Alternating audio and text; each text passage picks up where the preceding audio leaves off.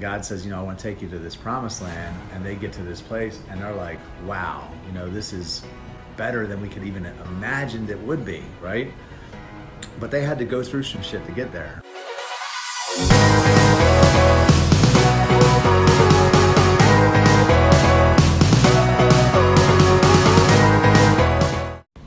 Hey guys, what's up?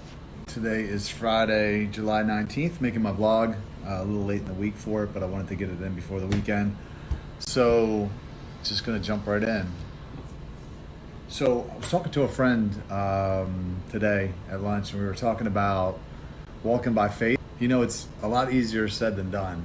Like if you've never done it, it's a hard thing to kind of understand when you're trying to do something that's outside of your realm of experience or your capabilities or your finances or any of that. It's like it's a hard thing to do, to continue to trust for something when you kind of feel like you're not capable to do it, but it's been put in your heart to do it. It's like it's really uncomfortable, and it's so much easier to do something that you can do, or that you have the money to do, but like when you're like trying to do something that's so big and like so outside of your experience, it's challenging because it makes you feel incompetent a lot. You know what I mean? Like, because you just feel like sometimes when you're trying to do something and it's not happening in your own strength, you feel like a failure. You know what I mean? It's a challenge. But I believe that that's part probably of the humbling process that allows God to work in your life, because when you start realizing that you can't do it alone, and then you have to rely on Him, that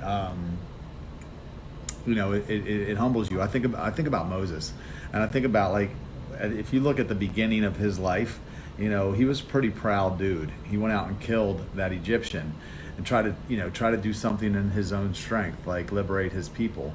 And then if you see him now 40 years later, it said he was the most humble person on the face of the earth, right? So like something happened in those 40 years for him to go from like, humbled.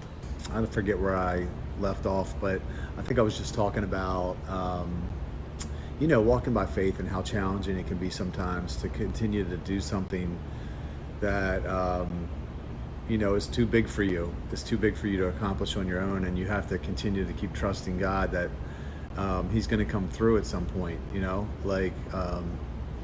was talking to the same friend a couple days ago, and she's like, "It's got to be challenging for you that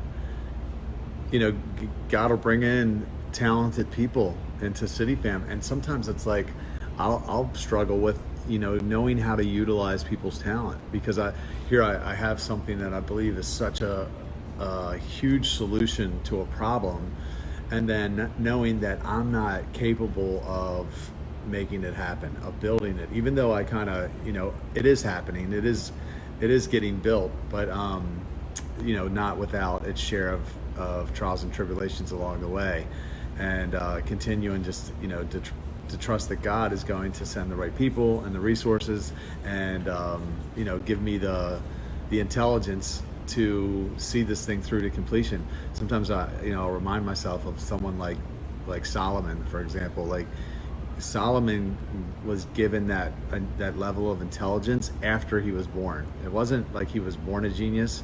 He asked for wisdom, and God gave it to him after he was born. So sometimes I tell myself, I'm like, okay, if God did it for Solomon after he was born, He can do it for me too. Anyway, I think I've said enough about that. Just kind of sharing my heart. Really not a super motivating video.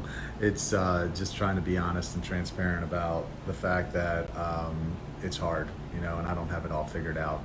Sometimes I think I act like I know everything, and give advice like I got it all together, and I don't.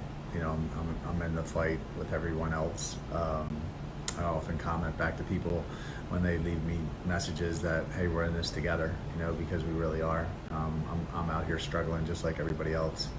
Trying to get everybody's belief level, keep everybody in the organization's belief level high so that they stay motivated and involved and engaged, doing what we need to do to move the needle forward, while trying not to get discouraged myself, because it's been such a long road. to get to this point. You know, like I have been at this. It hasn't just been 4.5 years, although City Fam has been around for 4.5 years. But I originally became a Christian 19 years ago, and then for the first 6 years, I just kind of, you know, sheltered myself, you know, as far as social isolation, I guess you would call it, and you know, was waiting for God kind of to tell me what to do next, and waiting for a wife, and you know, really didn't get much. I didn't get it either. I didn't get a wife, and I didn't really get a whole lot of direction. So I kind of started to run out of gas a little bit. After about 6 years, I was discouraged. Talk about it a lot on some other vlogs, and you know, was still trying to make a difference in the lives of other people. Was leading a small group, and then that's when I really kind of started to backslide. But you know, been going at it pretty hard now for, you know, 7 or 8 years since I rededicated, and I'm a little tired, you know. So, but I keep believing that if I keep grinding and I keep showing up, putting in the work, don't, you know, fall victim to any big mistakes, that sooner or later, you know, the breakthrough is going to happen. I saw a great meme about, I don't know when it was, but it basically said it's usually when it's harder and takes longer that it's better. You know, that usually when it's harder than we think and takes longer than we thought it would, that it's better than we thought it would be. And I do believe that on some level. I believe that, like, you know, the word says that he's able to do immeasurably more than we can even think or imagine, ask or imagine, I think it says, and talks about, like, that's how good it is. That's how good God's plan is for us. And you know, I often relate, you know, a lot of what God takes you through to the Old Testament. You know, when God would take people through or he took the Israelites through the wilderness to get to their promised land.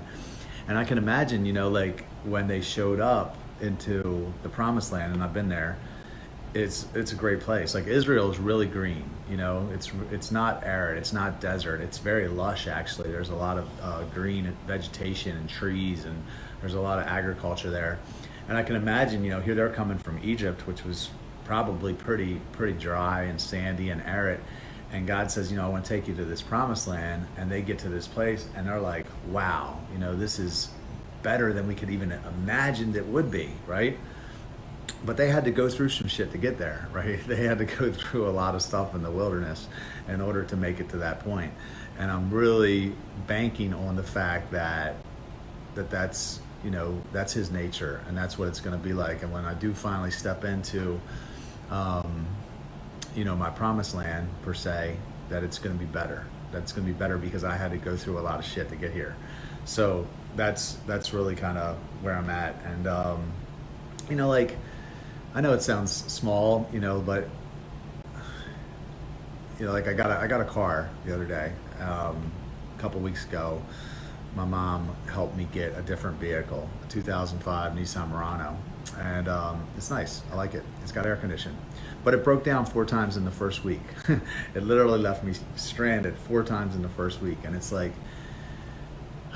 you know. So I'm back in my Tercel, driving around in this you know, 97 Tercel, which I'm grateful to have, but it doesn't have air conditioning, you know, and it's like so flipping hot right now. And it's just, you know, after a while, it's like, it's hard not to start, you know, feeling self-pity, you know, start playing victim in your mind, right?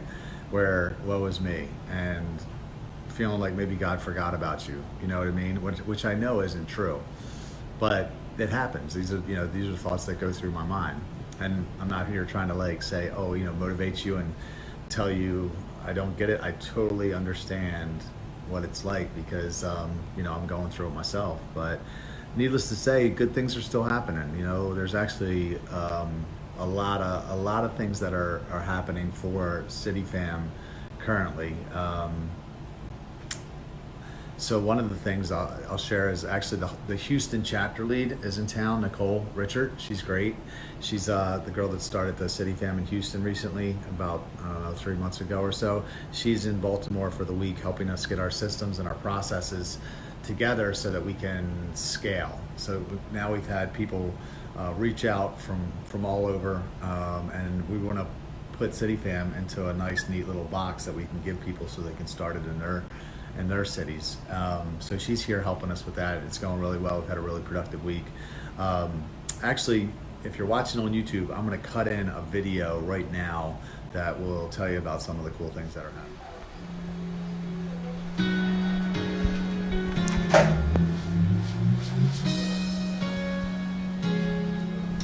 Oh, hey, what's up?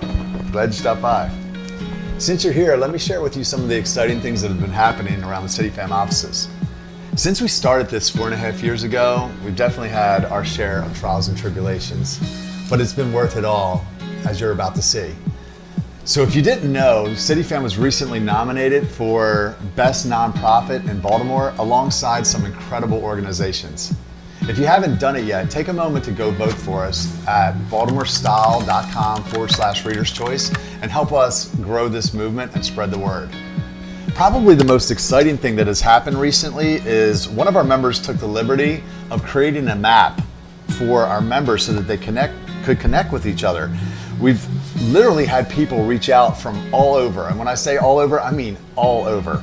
As you can see, this is Baltimore here, and each one of these pins represents a person and a location. If you zoom out, you'll see that it's not just locally, it's literally, these pins are all over the country. And if you scroll over, you'll see they're all over the world. We have literally people in Africa, all over Europe, Russia, Australia, and Asia. People that have been inspired and just kind of intrigued by CityFam and want to get connected with other like-minded people to do life with.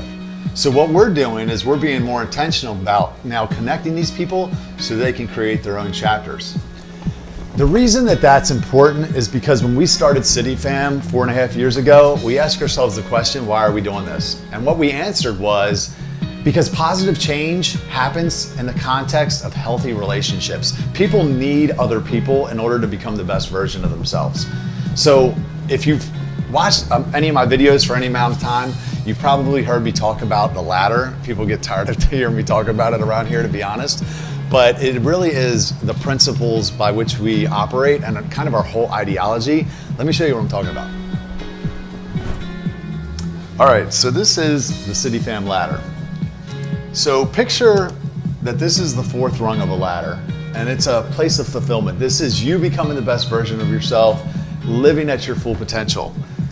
Everybody wants to be there. But what we believe at CityFam is you can't get there without community. You need people around you to inspire you, encourage you, and support you, because it takes so many right decisions to get to this point that if you try to go it alone, you will quit or get hung up by a bad habit or a mistake or something else. What most healthy communities do, though, is they ask you to take this big first step. I see recovery centers and AA and NA and churches and people, they all make the same mistake, and nobody takes that step until things get really bad, until somebody hits complete rock bottom. Well, they go to those places usually. But what at CityFam, what we believe is we add 2 other steps, social and service, because this is so much easier of a step to get somebody to a social event. And the people that are typically living in a place of fulfillment are sitting around bored and lonely most of the time, not knowing what to do with themselves on the weekend. I know, because that was me. But when this person comes down and these 2 people meet, that's where the magic always happens for us. And people go, wow, everybody's so nice. And we're like, yeah, they are. Guess what? Next week we're going to go to Special Olympics and we're going to go volunteer. Would you like to come? And people always say, man, I've always wanted to do something like that. I just didn't know how to get started. And they take another step. And by the time they get up here, they've made some friends, and now they have a support system, and they have things to do on the weekend besides the wrong thing, and they join the community. And they end up reaching a place of fulfillment and become the best version of themselves. And then we teach that person how now to go back for the next person that comes up to the social event and walk that person up to the top of the ladder one by one. And this is what we operate by. And why I'm so excited about this is by having this presentation together, we're able to share our ideology and our principles with all those people all over the map, all over the world. And this is how we're going to make significant changes. Now, as CityFam continues to grow, our vision is as we get bigger, we will also get smaller. And the reason that we want to do that is because real community happens for people in smaller settings. Once a group gets too big, it's impossible to really know what's going on with everybody and to really get deep.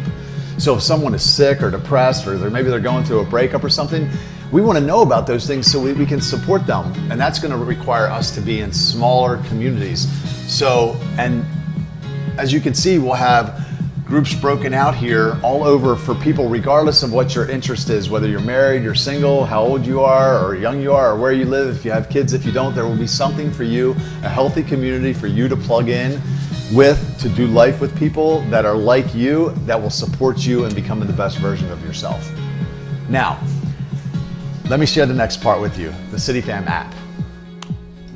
The CityFam app, which will be available on all the platforms shortly, is going to allow us to connect with all of our members worldwide. It'll allow our members to search for events in their area by distance and even category, so whether it's a social or a service event. What it's also going to do that's really cool is it's going to allow our members to add their own events. So if they have an impromptu hangout or a group that maybe meets on a weekly basis, they'll be able to put it on the app so that other people that are in their area that are like-minded will be able to find it. They'll be able to add friends, invite friends from other social media platforms to the app. And it even has a chat section, which I think is really cool, because when I was trying to get sober, I don't know how many nights I sat around on like a Friday or Saturday night, bored out of my mind.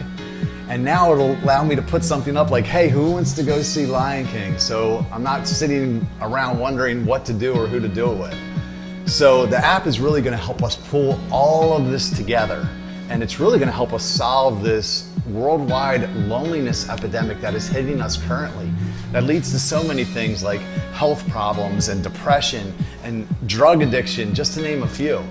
So if you've contributed to CityFam sometime in the past, maybe you've donated it, or maybe you've been a contributing member, or you're sponsored an event or whatever, maybe just volunteered at an event, I just wanna say thank you so much. It's because of your sacrifices that we've been able to make it to this point. If you haven't contributed and you want to, hit one of the links in this post and be part of a social revolution. Thank you so much for your support. So I'm pretty pumped about that. Getting ready for my Romania trip in less than a week. I'll be going there for 2 weeks starting next Thursday. I'm excited about it. I'm preparing my talks for that. And then I have the Save Single Summit I'm gonna be speaking at on August 10th, which I'm also pretty excited about. That's in Wilmington, Delaware. So if you are saved single and you wanna attend that with us, we're gonna be carpooling together or taking a bus, depending on how many people we have go. You can reach out to me, drop me a message, and I'll tell you, give you all the details that you need to know for when that trip is going to be. So that's it. I'll see you guys next week. Bye.